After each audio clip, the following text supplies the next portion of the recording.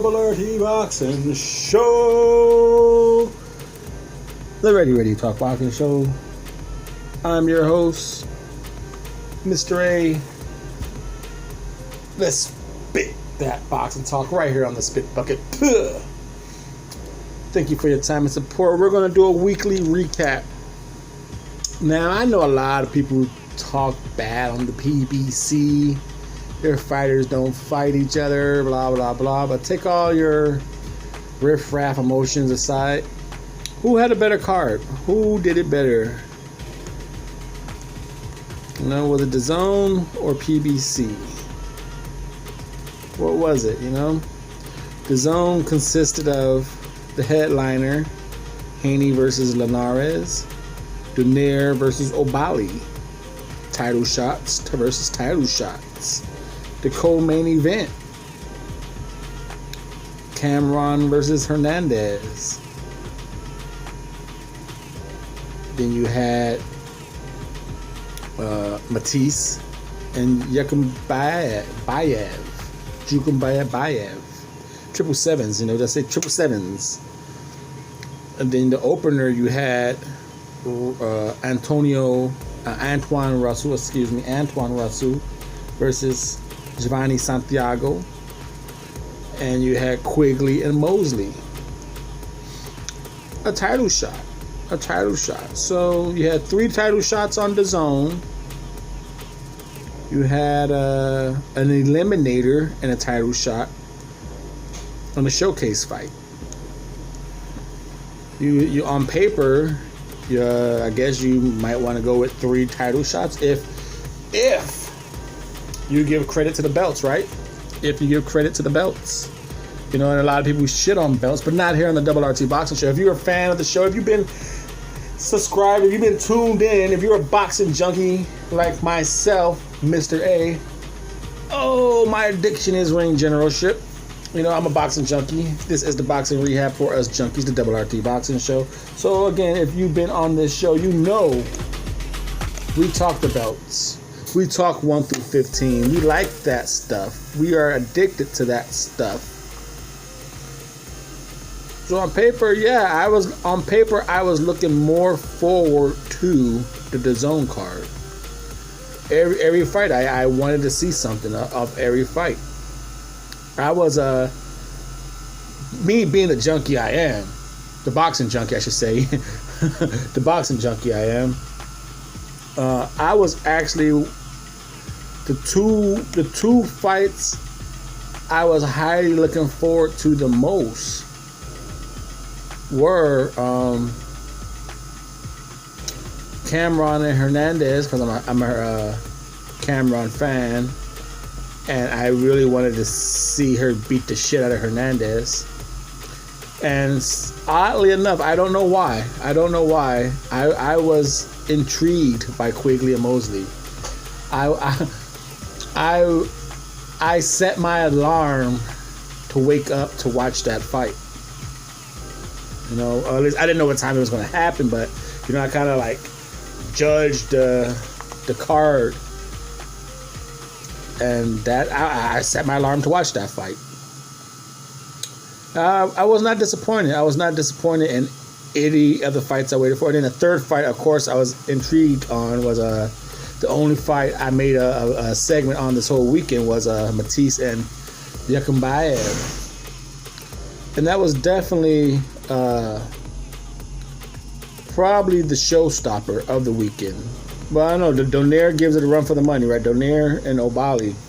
So we will break down the fights. But as card for card, on paper, it looked like DAZN was the 3 title shots. How can you beat 3 title shots, right? But in the outcome, entertainment value-wise, you had Donaire knocking the shit out of Obali, Matisse knocking out Jukumbayev, and then you had Russell knocking out Santiago. So on paper, 3 title shots. In reality, 3 knockouts. And then DAZN gives you 2 decisions and a stoppage. So it's very interesting to see how please leave a comment down below on which card you thought was better overall. I'm going with the PBC card just for the entertainment value. Like on paper, I was all about the DAZN card. Eyeballs and entertainment, I went with the PBC, Tom Brown. Now we will go over the Quigley, the zone card, starting with the Quigley Mosley. I was intrigued by this matchup because I know both these fighters needed this fight bad. Quigley has not been looking good. He's been looking rattled every time he's been taking punches lately. Mosley looked like, you know, the name of your pops is starting to run out. You need to do something on your own. So these guys each needed this win very bad for the WBO, NA, and North American Boxing Organization belt. And I honestly thought this fight was geared towards Mosley. I thought Golden Boy didn't. This is my opinion, Mr. A's thoughts here. I thought the Golden Boy was selling Quigley to Mosley, and since they're babying Munguia, I thought they were going to give Munguia Mosley just for the name. You know what I mean? Here, give Mosley Jr. to Munguia so we could have a name on his resume. A famous, just get eyeballs back on Munguia, considering they're turning down title shots with Munguia. They're still babying him. Very weird. You know, he wants to fight Triple G. He's a former champion, but they kind of baby him. They don't want him nowhere near Andrade, I should say. So going into that fight, Mosley came out looking sharp, you know, looking good, quick, you know, nice jab. But I like the adjustment Quigley made. I don't know if it was more of the adjustment Quigley made, bouncing on his feet, moving around. Like he said in his post-fight interview, I had to go back to what got me here. Moving boxing. Credit to Andy Lee. Maybe Andy Lee kind of like, hey man, you've been slugging out too long. You're a boxer. Get behind your jab, move around. Maybe that's a little Andy Lee right there. And you see, like I said, was it Mosley getting tired, or was it Quigley making an adjustment of getting on his toes, bouncing around, you know, start feinting? Even more Morris said like, hey, you know, Quigley is just a heavy-handed, slower guy. But he started to get some timing down. He started doing some feints. They're like, whoa, we're not used to seeing Quigley doing. Even his feints are heavy, but he's doing some feints.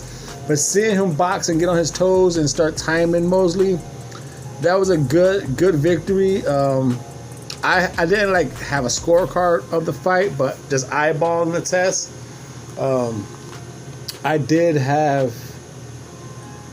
have Quigley pulling that out. I thought towards the end. You know, was it just, you know, the second half of the fight we saw Mosley die out and Quigley action picked up, just like how Sugar Ray Leonard used to steal rounds. You remember that last Quigley turned momentum, switched on the fight. So we, you know, maybe that's what my eyeball test picked Quigley, but as the judges picked Quigley himself, now the WBO NABO champion, number 14 for the WBO. He called out Andrade. He said, "Hey, I'm not gonna say I'm gonna kick your ass and all that stuff, but hey, I know you're having a tough time getting fights. I have this belt. You have the real version of this belt. Give me a title shot."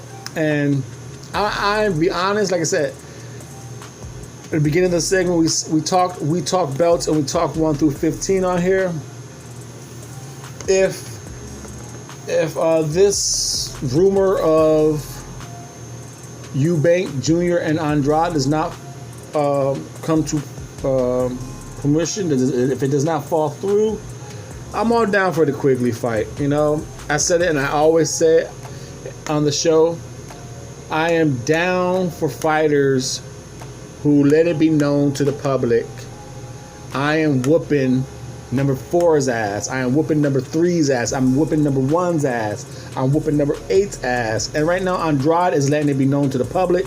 No one wants to fight me, so I'm whooping 4 ass, number 2 ass. He's letting people know, like, hey, I'm going through the rankings. Now, if you're a boxing fan, you're a casual fan, this is how my sport is. No one wants to fight me. I have a belt. No other champions want to fight me. We offer money to Charlo. He's blah, blah, blah. Canelo doesn't want to fight me. No one wants to, Triple G, Murata. No one wants to fight me, so I'm the champion of the WBO. I'm gonna beat number 1 through 15. I'm gonna beat all their asses until I get a championship fight. So I am perfectly happy with Quigley and Andrade. I have no problem with that fight. He's number 14. He's the NABO North American champion. Andrade's over here in America. The belts connect. You know, Quigley has a shot or direct line to Andrade. Again, because normally it's the Intercontinental belt that really gives you a title shot to the champion. But the fact that Quigley has the North American belt, he's like in America with the champions. He don't have to travel. Like, again, the Intercontinental gives you the title shot quicker, but it's usually like if like for instance, who I'm trying to think of WBO, Liam Williams. He was the Intercontinental, I believe, and he was over in England. The Intercontinental belt allows you to travel over water and hunt down the champion. But Quigley being the North American champion, funny from Ireland, right? But he has that belt. He ain't got to travel over no waters. He's in America. Blah, title shot, get it done. So then you go to Cameron. I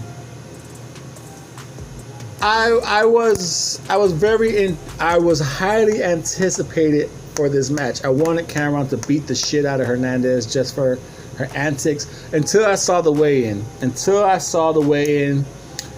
And I saw Hernandez doing the whole fingers in the tongue, trying to get in Cameron's head.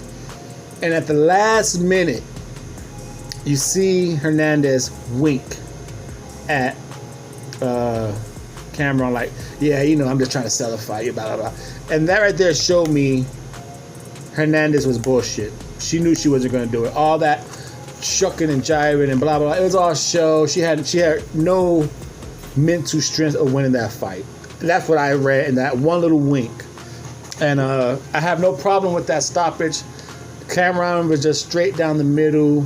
From the word go, ding, ding, ding, let's go. The first punch right down the middle, bow, jab to the face, had Hernandez on the back foot, dropped her. Did she drop her in round 4 or round 3? And then, you know, the refs told her that when she got up, like, you need to show me something. You need to show me something. So he told her when she got knocked down. She got beat up with some more. He told her in the corner, like, hey, you need to show me something. So boom, she gets hits once, somewhere around there, boom, she takes another shot, flesh, her head snaps back, and the ref is like, you know what, I had enough of this shit. You ain't doing it. Ain't nothing happening with you. I know people are like, oh man, why are you gonna stop the fight now? She's in the fight, she's not hurt. She's getting her ass beat. I gave her 2 warnings. There's not even 10 seconds. You know, out of 8 minutes, well, 6 minutes and about maybe 7 minutes of the fight, Hernandez wasn't even winning 10 seconds out of 7 minutes of a fight. Stop that shit. That's a 41-year-old brain getting beat up, you know, and who knows what was to come. Safety first, right? Safety first, so no problem with that stoppage. And then you have Haney and Linares. El Niño de Oro. Haney took a shot, so the fuck what? It's boxing. Shut up. Shut the fuck up. I'm tired of people trying to make stupid headlines for clickbait and fucking views.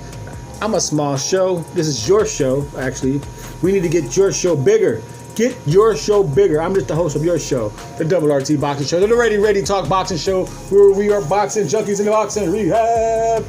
The spit bucket. We're spitting, talking that boxing. Talk that boxing, right? I don't give a fuck about Haney taking a shot, man. Who cares? You know, he didn't fall.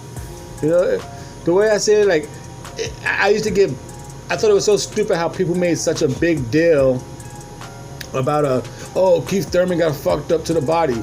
Does he ever fall? You see a lot of people, they get hurt to the body and the fight just fucking change. You know, Keith Thurman never fell. Haney took a shot. Now, hey, he got lucky. It was at the end of the bell. He stumbled back to his corner. But what did he do? He showed intelligence, ring IQ, ring general shit, my addiction. He held like a motherfucker. So the fuck what? Haney took a shot. He stumbled at the end of the round. He was fucked up. He was fucked up, man. Who cares? Came out next round. He held and held. You know, should the ref took a point? Either or. I wouldn't have argued against it if he took a point. Cool. If he didn't, he didn't. I said we've seen every great fight. How many times have you seen your fighter get cracked? And you be like, hold, motherfucker, hold. So Haney did what you want your fighter to do when he gets cracked. You know, how many AJ fans, when he was fucked up by Andy Ruiz, how many of you guys were screaming, hold? You know what I mean? So I don't get why people are like, oh, he was holding so much. You wanted Haney to lose. You wanted Haney to lose. You know, you had a biased pick in that fight. You know, you weren't a neutral person down the middle, because we've seen it thousands of times, and we scream at the TV so many times, hold, motherfucker, hold. You know, so it happened. You know what I mean? Who gives a shit? And Linares just didn't do enough. You know, he had him and 11th round, he let him hold. You know, blame Linares. Don't say shit about Haney. Fuck you, Linares. You can't finish him. You let him hold. It's Linares' fault. And as far as like, oh, he's gonna get knocked out by so and so. This power ain't gonna. So and so's gonna crack him. So and so's gonna crack him. You know, you can't say that until you see it. Going into the fight, everyone's saying, oh, Linares has one of the best right hands. Linares has one of the best right hands. Okay, so why are you making a big deal when that best right hand landed? We publicized it as one of the best. The shit landed. It lived up to it. It's one of the best right hands. He didn't drop. He wobbled. You know, at the end of the round, who knows what happened? But hey, he didn't drop. He came back. Was he a little bit on queer street still? But hey, he held. And then you got people like, oh, fuck, see, that's why he's an email champion, blah, blah, blah. Fake champion, he's all hype. You know, you can only do what you can do. You try and do stuff. If people don't want to fight you, it's not your fault. You know, Andrade gets this a lot. And people forget, you know, like, he was the mandatory for Lomachenko. They didn't want to fight him, so the belt became his. It's not his fault. You know, he tried to fight Javier Fortuna. Remember, Fortuna's manager was like, no, we want the Luke Campbell fight. So it's not Haney's fault. You know, don't shit on him because people don't want to fight him. You know, like, oh, no. You know, there's a lot of people saying like, hey, Andre, no one wants to fight Andre. Andre's a bad motherfucker. No one wants to fight him. You know, it's not his fault. No one wants to fight Haney. You know, you got Teofimo Lopez out here saying, oh, I don't want to fight you because, you know, I'm already undisputed. Now he's saying his name because he has Kambosa coming up. So he's trying to hype up that fight by calling out Haney. But see how true that is. So, who gives a fuck? You know, Haney got cracked. And before he got cracked, he was dominating that fight. Was that fight even, you know, was it competitive or was it just, you know, like entertaining? You know, I don't remember that fight being competitive until like until after he got cracked. You know, maybe a minute before he got cracked, it was entertaining. I mean, competitive. I don't remember that fight being competitive at all. You know, even the last 2 rounds, I wouldn't say they were competitive at all because Haney held a defensive strategy and took it out. He took the game away from Linares. So I didn't see that fight as competitive. That fight was how I thought it was going to be. Devin Haney was going to outbox him. You know, Haney was on that front, not the front, but he's trying to be on the front, but he stood his ground. He wasn't moving around that ring. To me, Haney could have put a real shit stinker in that. You know, my favorite fighter is Aries Nani Lara. That's my favorite fighter, so I know what a stinker looks like. I know when you suck the air out of a room. I know what that fight looks like. You know, and Haney didn't do that. Haney did not suck the air out of the room. Again, my favorite fighter is Aries Nani Lara. And I know what it looks like when the room gets sucked, the air is sucked out of the room. And Haney didn't do that. So I think he's getting a bad rap, man. It's boxing. You know, he wasn't exposed. He got fucking hit. Oh shit! Shane Mosley exposed Floyd Mayweather. His defense, you know, he cracked him. Oh, I don't want to say shit about exposing Mayweather, right? Shut the fuck up. Spit bucket talk, baby. Right here on the Double RT Boxing Show. Your host, Mr.A. So that was a nice card. You know, where's next for Haney? I would love to see him fight Fortuna. I'm still itching for that fight. That'd be a nice fight. Chantel Cameron beat the shit out of Hernandez. What's next for her? You got number 2, McGee. So considering Hernandez was number 1 fight in 5 years. I don't know how the fuck WBC does that, but you got number 2, McGee, the IBF champion. Number 3, I believe she's the WBA. I always goes with the WBAs and the BOs mixed up. I believe Christina's the WBO. Number 6, McGee. She's been talking that shit on McCaskill, Killer Casskill. So maybe McGee. Yeah, you've been talking that shit. It'd be nice. I hope Matchroom don't recycle Victoria Bustos at number 7 for Cameron. I hope that doesn't happen.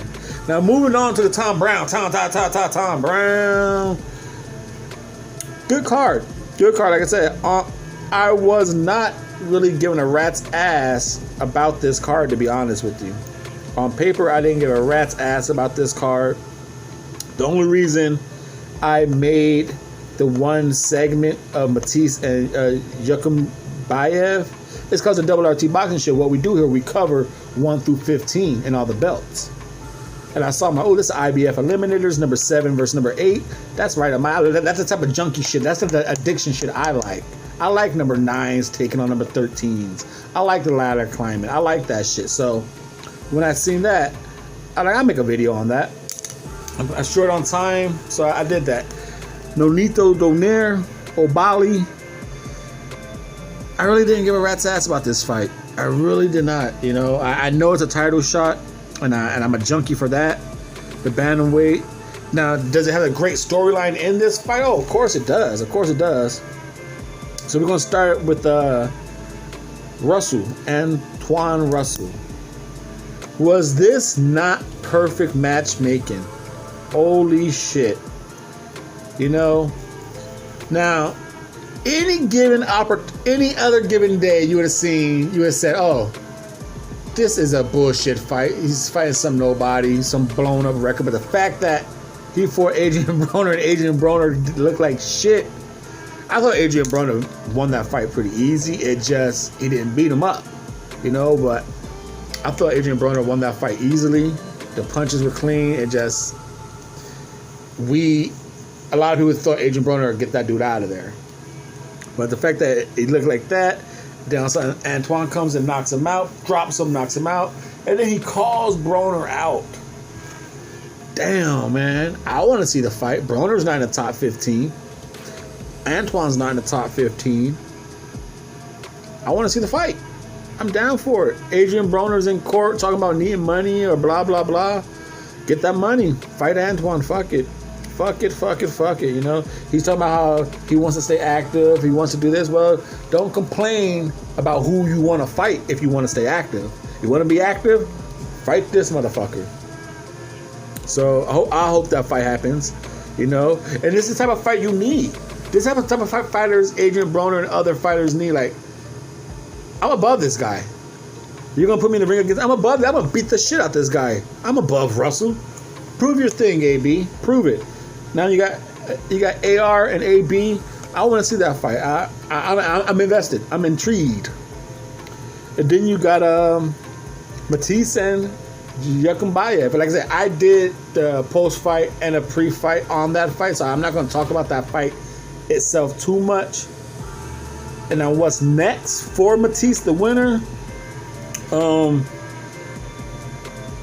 Considering that was number 7 versus number 8, and I believe on the 19th or 12th, sometime in the mid next month, you got Ponce and Ritson. That's 5 and 6. So I'm gonna guess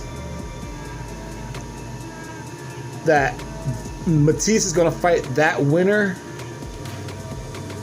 and then one of those guys is gonna be the number 1. You know, IBF has a blank 1 and 2. I don't think Matisse is going to slide into the number 1 or 2 spot on this victory. Again, that was 7 and 8. So 5 and 6 fight. It's going to be a win and win situation. And there,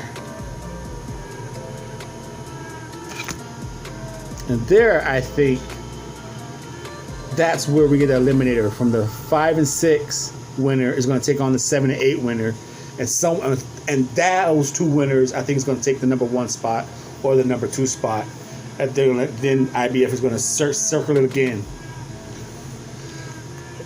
Then, as far as Nonito Donaire beating the shit out of Obali, good lord for a fight I gave rat's ass about. Good lord, did that entertain my peoples? Now, what is next for Donaire? Damn, man, this has so many great storylines of revenge. You know, now he's saying he wants the crack at, he definitely wants the revenge on Inoue. You know, he wants to become undisputed. Me, myself, Mr.A, right here, the host of your show, the host of the Double RT Boxing Show, the ready, I'm ready, you're ready, let's talk that boxing. Right here on the Spit Bucket segment. I desperately want to. So many storylines I want to see on Donaire Nonito doing this one. Now, obviously, he wants Undisputed. He wants a new rematch. But hey, I'm hoping he can do a trifecta. You know, I want to see a trifecta for the historic making Filipino Flash. I want to see him, and I'm hoping this happens so he can do his historic run. I want to see Guillermo Rigondeaux. I want to see him beat Casamayor. I want to see him beat him. Now, do I care how Nonito Donaire gets that belt? No, not really. I really don't care how he gets that belt, the WBO belt. But if you're talking about getting revenge on Inoue and getting undisputed, you need that WBO belt. But what better way to get it than to get the revenge on the one guy who fucked you up, Guillermo Rigondeaux, embarrassed you, put his hands up like, what, bitch? You supposed to beat somebody and I'm over here whooping your ass. Come get some, and you couldn't get some. What better way to get revenge than to get that belt and beat the shit out of Guillermo Rigondeaux, then go get undisputed match with Inoue. You know, because you can't get Inoue now. You know, you're on the PBB side. Why go after Inoue, who's fighting this 19th against his IBF mandatory what's his name? Mayanes, whatever. I think he's a Thailand guy. Michael. So he's gonna be tied up. You got the Rigo and the Casamayor fight on the August 14th. So recuperate, you know, take some time, spend some time with your lovely wife, get back in camp. Hopefully you get to beat the shit out of Rigo towards and somewhere around October before Thanksgiving. And then at the start of 22, you and Inui can have that undisputed shot. That's what I'm hoping happens. Now, as far as what he was doing to O'Bali, good lord. Al Bernstein was saying that O'Bali, do not throw uppercuts. The keys to victory: do not throw uppercuts from too far. He was throwing them and he's missing them, but fucking Donaire was, picking that shit up. So sure enough, when he threw that, I got the time, check hook, cracked him. And that hook at the end of the bell, damn, it's who has the replay? I forgot what state has the replay. Is it New Jersey or is it Vegas? What state is using replay in boxing? I forgot what state, but I'm surprised if it's Vegas. I'm surprised that wasn't a replay. Because those damn, what state allows replay in boxing? Please, if you get this far in this spit bucket, answer that in the comment section. Who allows the replay? Because that's definitely a replay section. Because in football they do what, like touchdowns and pylons, and basketball they do fouls and all that shit for replays. The end of a bell knockout or knockdown, because whatever state does it, they reverse knockdowns during a fight. They go to, hey, the knockdown you had in round 2 was reversed, and it'd be like round 4 now and shit. Like, oh, what the fuck? I thought I was up a couple points. That knockdown at the end of the round, it was obviously after the bell.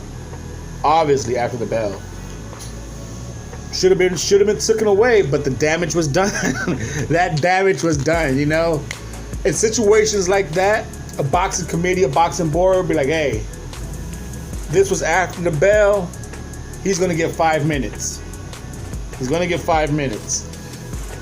Would it change the fight? Probably not. Donaire was probably just an overall better boxer. But hey, it would have been some nice water cooler talk, right? Like, oh shit, they gave him 5 minutes, blah blah blah. But he cracked the shit out of him. And Jackery's like, go to your corner. He sent him to he sends him to Donaire's corner, and O'Bali's looking fucking concussed. Whoa, you want to go? You want me to go? But that's my corner. O'Bali's all fucked up, looking like a Simpsons character. The way the Simpsons lips are and shit. He's looking all fucked up. He gets back out there, fucking, and you heard his wife telling him in the corner, you got his timing, you got his distance. Just do your thing. You know what he's gonna do. Just do his thing. And he said in the post-fight interview, yeah, my wife was telling me, honey, you got his timing. You just do your jabs and time him. You know what he's gonna do. Yeah, I do. I know what he's gonna do. He's gonna duck and bow. I'm gonna crack his ass when he ducks. Send his ass. Dude, he almost did a Joe Smith, Bernard Hopkins on his ass. So again, where is he gonna go right now? Like I said, it's a long fight. We're in May right now. If he's to fight maybe the winner of that Casamayor and Rigo fight in October or maybe December, can he squeeze in another fight? Does he want to? Is he gonna squeeze in the interim Gambalo fight? I don't know if I want to chance it. I think I just stay strong. But this is the Double RT Boxing Show. This is the Spit Bucket. Thank you for your time and support. Spitting, talking that boxing, baby. The Double RT Boxing Show. Your show. I'm just the host, Mr.A.